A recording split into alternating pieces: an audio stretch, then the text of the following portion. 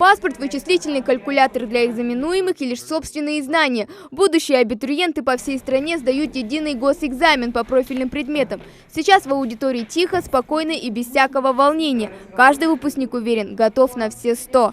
Я готовился к экзамену во время карантина.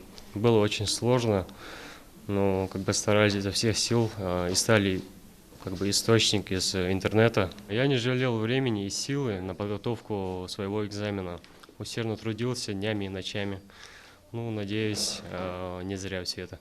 Тестирование состоит из 2 частей: 32 задания средней и повышенной сложности. Проверка знаний за 5-летний курс дисциплины, на выполнение которых отводится 3 часа 55 минут. А минимальный порог, с которым можно попасть в вуз, 26 баллов. Запечатанные флешки с экзаменационными работами заносят в каждую аудиторию буквально за 15 минут до начала ЕГЭ. А благодаря хорошей организации процесса проведения экзамена никаких нарушений не было. Все участники в основном подошли в назначенное время. Все средства защиты были подготовлены для участников, также для работников сегодняшнего экзамена.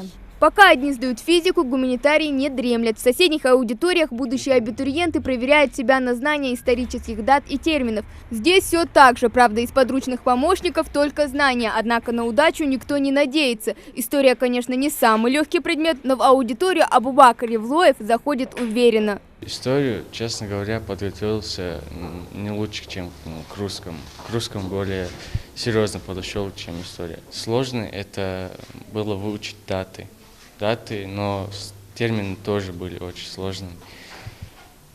Историю нельзя что-то выделить и сказать, что что-то сложнее, а что-то легче. Сам предмет истории очень сложный. В период пандемии рекомендуют носить маску и перчатки. Мешает ли тебе это при тестировании? Маска мешает, потому что аудитория жарко, и ты по-любому должен его снять, потому что невозможно. А перчатки, так себе, не мешают. Подсказать вчерашним школьникам не могут ни организаторы, ни даже стены. В прямом смысле стенды и плакаты на них закрыты белыми листами. Ведь в правилах ЕГЭ четко прописано спрятать справочные материалы, будь то кабинет физики или литературы. А за порядком тут наблюдают федеральные эксперты. Во всех пунктах, где я был, все организовано на высоком уровне.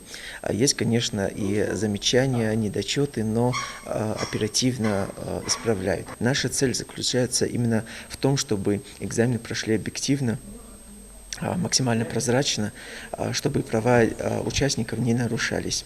В каждой аудитории система видеонаблюдения. В режиме онлайн можно наблюдать за ходом экзаменов на сайте «Смотри ЕГЭ».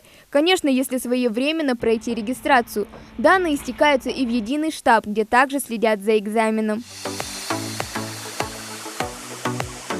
Пока одни пытаются повторить материал, другие говорят, времени на подготовку было достаточно. Хамзат Дахкиргов с предметом истории в качестве выборочного экзамена определился раньше, чем с университетом, в который хочет поступить. К слову, в шпаргалках парень не видит необходимости. Я считаю, что шпаргалки проносят те, кто не готовился и не знает вообще базы, которую мы изучали все это время. Думаю, сейчас уже будет грех не сдать после такой подготовки.